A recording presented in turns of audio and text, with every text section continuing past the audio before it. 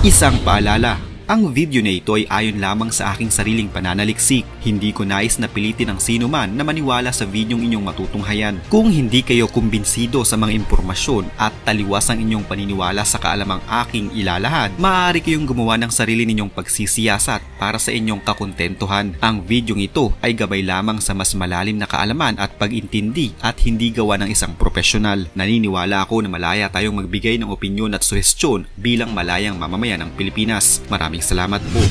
Noong mga nakaraang linggo, ang China at ang kanilang space program ay laging laman ng mga balita saan mang panig ng mundo. Ito ay dahil na din sa milestone na kanilang ipinagmamalaki o tila na-achieve. Subalit sa pinakahuling balitang lumabas na kung saan sangkot pa din ang China at ang kanilang space program, tila pinag-usapan sila hindi dahil sa panibagong progreso o tagumpay ng kanilang programa, kundi dahil sa kapalpakan ng kanilang mga aksyon, partikular na ang pagpapalipad ng kanilang mga rocket. Tila hindi nasala ng China ang inilabas na balitang ito dahil agad itong kumalat sa buong mundo at maraming mga tao ang tila pinagtawanan ang nangyaring ito sa China. Ang kanilang rocket kasi na aksidenteng lumipad ay sumabog na naglikha ng malaking panganib sa isang syudad sa kanilang bansa. Isa sa tinitingnang dahilan ng pagpalya ng naturang rocket ay dahil sa ginaya lamang pala ang pagkakagawa nito sa isang sikat na kumpanya na gumagawa ng mga rockets at aircraft. Kilala kasi ang China na mahilig mangopya ng kahit anong makita nila, mula sa mga gamit sa bahay, mga gadgets, sasakyan, pagkain, damit, kahit anong maisip mo ay mayroon ng China. Maging ang mga sikat na social media platform gaya ng Facebook, YouTube, Instagram at iba pa ay mayroon ding sariling bersyon ng China. Siyempre, kung kaya nilang gayahin ang kahit anong nais nila na mayroon ng isang bansa, malamang ay kakayanin din talaga nilang mangopya ng mga rockets at aircraft. Yun nga lang, basta yata talaga made in China ay hindi safe at madaling masira at magkaberya. Ito na nga ang nangyari sa isang rocket na kanilang kinopya ang yari mula sa SpaceX, ang kumpanyang pag-aari ni Elon Musk na kilalang gumagawa ng mga advanced at dekalidad na mga rockets at space aircraft noon pa mang taong 2002. Muli, isa na naman itong kapalpakan para sa China na siguradong ikinapahiya ng pangulo nito na si Xi Jinping. Ang nasabing rocket ay aksidenteng lumipad at nagtapos sa pagsabog lamang nito na muntik pang makapinsala ng maraming buhay. Halina't alamin natin ang buong pangyayari.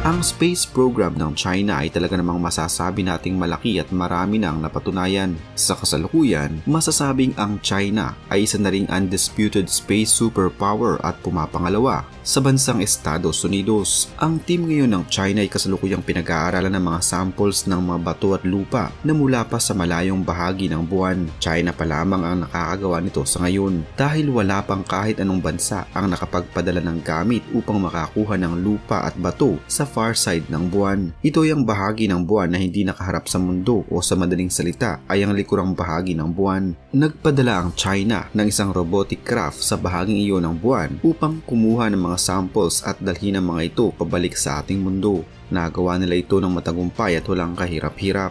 Subalit sa kabilang banda naman ay ang mga kapalpakan ng China sa kanilang space program na marahil ang ilan sa mga ito ay mas pinili na lamang itago upang hindi na makita ng publiko at mapangutyang mata ng mga tao. Pero sa panahon ngayon ay napakahirap nang makapagtago sa mga tao lalo pa at panahon na ngayon ng modernong kagamitan. Panoorin ang video na ito.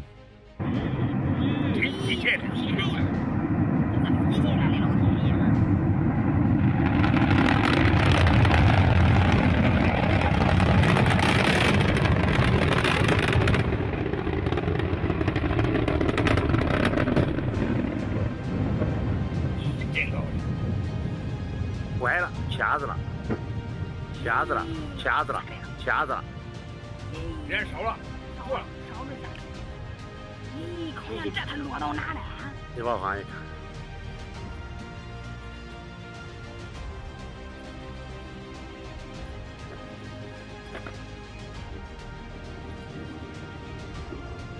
哎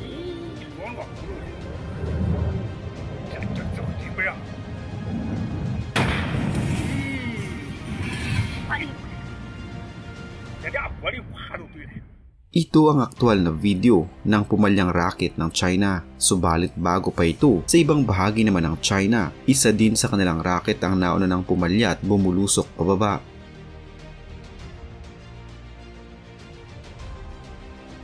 Makikitang naglabas pa ito ng kulay dilaw na tila usok habang ito ay bumubulusok pababa. Ang kulay dilaw na usok na ito ay lubhang mapanganib sa kalusugan at buhay ng mga tao. Ito ay rocket fuel na kahit kaunti lamang ang malanghap nito ng isang tao ay maaari ng pagsimulan ng sakit na kanser o pagkamatay. Ngayon ay mabalik tayo sa pinakabagong insidente ng kanilang pumalyang rocket. Muli naman silang nagsagawa ng isang test fire sa nakatagong probinsya ng Henan. Ayon sa mga eksperto, ang rocket na ito na Tianlong 3 ng China ay ginaya nila sa Falcon 9 rocket ng SpaceX. Tulad din ng Falcon 9 rocket, ang Tianlong 3 ay pinapagana din ng kerosene at liquid oxygen. Ito ay isa lamang ground-based test ng Tianlong 3, subalit wala din itong pinagkaiba sa isang rocket launch. Sa ground-based test, ang engine ng rocket ay nagbubuga ng malakas na usok na may kasamang kaunting apoy. Subalit sa test na ito, ang rocket ay hindi dapat lilipad o hindi dapat aangat mula sa lupa. Ito ay dahil na din sa may pumipigil sa rocket para ito ay hindi umangat, gaya na lamang ng mga mechanical arms at clamps na siyang pumipigil sa rocket upang ito ay hindi lumipad. Subalit sa mismong parteng ito ng rocket, nagkaroon ng kagimbal-gimbal na pangyayari. Ang Tianlong 3 ng China sa ginawang ground-based test sa rocket, ang system na dapat sana ay pipigil sa rocket upang hindi ito lumipad ay pumalya. Makikita sa video na ang rocket ay lumipad na ng nasa 1,000 talampakan, subalit sa ilang sandali lamang ay namatay na ang engine nito. Sa loob lamang na hindi palalagpas ng 1 minuto, ang rocket na may natitira pang fuel ay bumulusok sa kalupaan na nagdulot ng malaking pagsabog at pinsala sa lupa.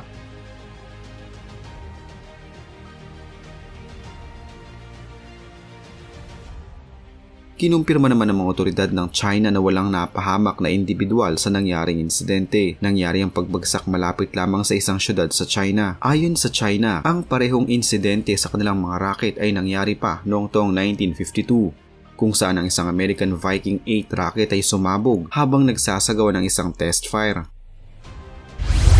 Hindi man aminin ng China, ang ganitong mga insidente ay magiging sanhi ng medyo pagka-delay ng kanilang misyon. Magkakaroon din ng pagkaantala sa development na kanilang Tianlong 3 rocket. Ang China pala ay grabe ang pagtutok sa pagpapaganda ng rocket na ito dahil na din sa misyon nila na makapag-launch sila gamit ito ng exclusive Chinese fleet ng mga Chinese internet beaming satellites. Kagaya na lamang ng Starlink ni Elon Musk. Ang Tianlong 3 ay isang dambuhalang rocket. Meron itong 3.8 meters na diameter at tumitimbang ng nasa 590 tons.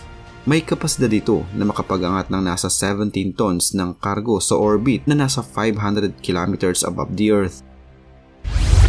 Wala pa rin talagang tatalo sa bansang China pagdating sa paggaya ng mga kung ano-anong mga bagay sa mundo.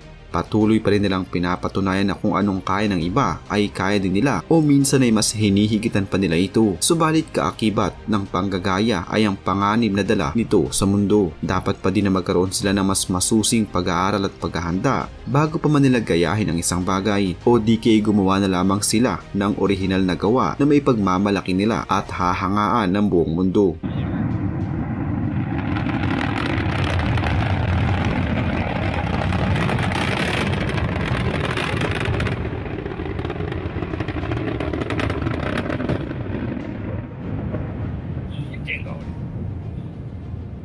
掐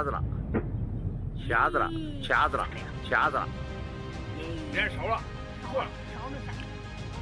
咦，空气这它落到哪了？你帮我看一看。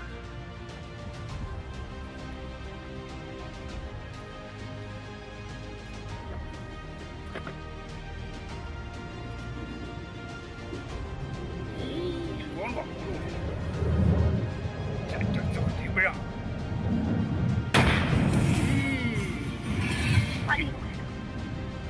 这俩玻璃花了。